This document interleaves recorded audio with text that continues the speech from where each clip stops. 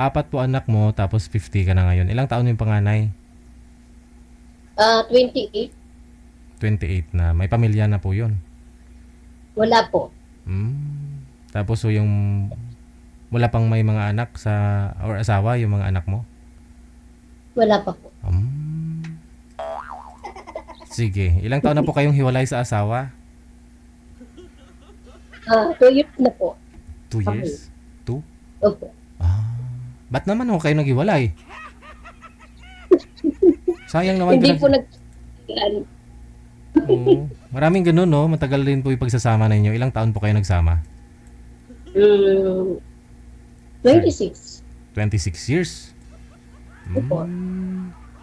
Hindi naka-survive, no? Sa anong mga dahilan, ma'am? Malalaki na ho anak ninyo. Wala na masyadong stress. Wala nang pinapaaral. May mga trabaho na. Di ba? Usually, na mga naghihiwalay, yung mga problemado, yung sa financial. Dahil tuloy, sunod-sunod yung pag, may pinapaaral, ganun. Oo. Di ba? Yung- Sa inyo, malalaki na ho mga anak ninyo. May mga trabaho na po ba? Opo. Oo. Sa anong rason ba to kayo naghiwalay? Makimarites muna ako. Kung nagkaintindihan, ganun. Sa anong bagay, anong hindi nyo pinagkakaintindihan? Matagal na rin po kayong nagsasama. But, sa salita? Chinese po ba yun?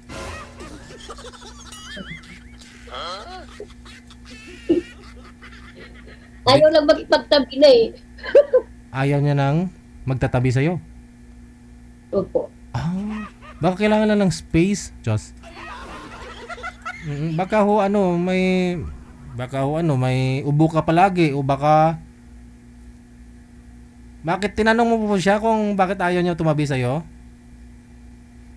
Hindi na. Hindi mo tinanong. Basta Mag-asawa ko kayong dalawa. Dapat tinanong mo, ba't ayaw mo tumabi sa akin? Ganun. Mabaho ba ako? Di ba ako naliligo? Diyos. naliligo ako, Gigi ha. Ha? Naliligo po ako araw-araw. Ayun na nga po, no? Kaya dapat alam mo kung bakit hindi siya tumatabi sa'yo. Sa anong dahilan? Hindi ko po alam sa kanya. Ewan ko. Hala. Sana maayos paghiwalayan ninyong dalawa. Tinanong mo siya. Alam mo kung ano yung pagkukulang ninyo. No? Rason ng paghiwalayan ninyo. Ayaw lang tumabi sa'yo. Baka masama lang yung pakiramdam. O baka mainit. Baka gusto mo doon sa loob ng kwarto. Isira yung aircon. Sana all. Gusto niya sa labas.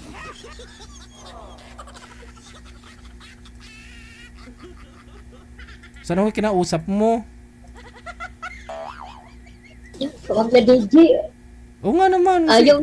Asawa mo po yun Eh, eh. ayaw na nga sa akin. Sinabi niya talaga sa'yo na ayaw niya na. Opo. So tapos yan na lang po ang umalis o ikaw pong umalis? Ako po. Ikaw ang umalis. Iniwan mo siya. Eh, ayaw niya sa akin eh. Saan ka po ngayon? Dito pa ako sa Taytay. Saan po yung bahay ninyo? Yung asawa mo? Lugar ng asawa po ninyo? Tagig. Bali ho yung mga anak mo andon. Opo. Ano sabi ng mga anak po ninyo at umalis po kayo? Eh, okay lang naman. Okay naman kaming mga anak. Okay naman kami. Siyempre magtatanong ho yung mga bata. Matanda na ho kayo, nay, tay, ma, pa. O ba't ho kayo naghihiwalay? Ganun. Alam nga naman sabihin mo na lang sa mga bata, ayaw sa akin magtabi. Hindi mo pangit naman yun. Hindi na ako ginagapang kong gabi. Hindi lang kayo nagkakaintindihan. May problema? Financial? May third party po ba, ma'am? May third party. Ganun. May third party. Opo. Sino?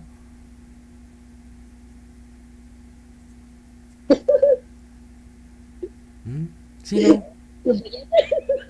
Chismoso ako. Sinong meron? Siya ba? Ikaw ba? O siya? Ikaw?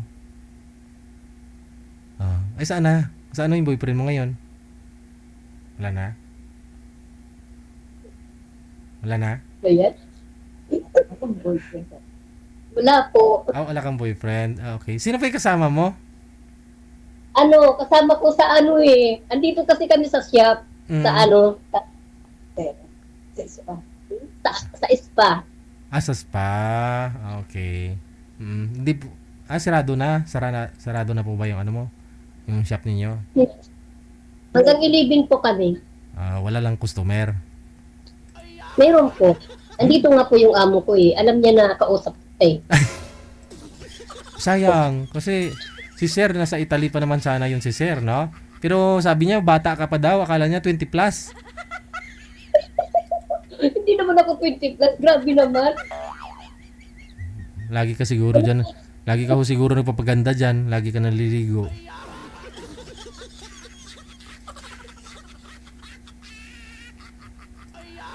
Sa 2 years na wala ka ng asawa, naghiwalay na ho kayong dalawa, hindi pa ho kayo nagka-boyfriend. Hindi pa po. Kasi, Wala lang. wala lang. Ano naman po hanap mo sa isang lalaki? At andyan pa ho kasi yung sing-sing ni mister mo, sa daliri mo. Ano naman pong gusto mo sa isang lalaki ngayon? Wala na po. Ha? Wala kang gusto sa isang lalaki?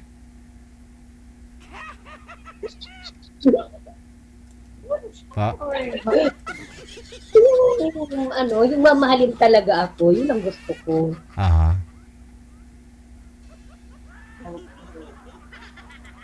Sige. Maghanap po ako ng mamahalin ka, ha? Okay po. Okay, sige.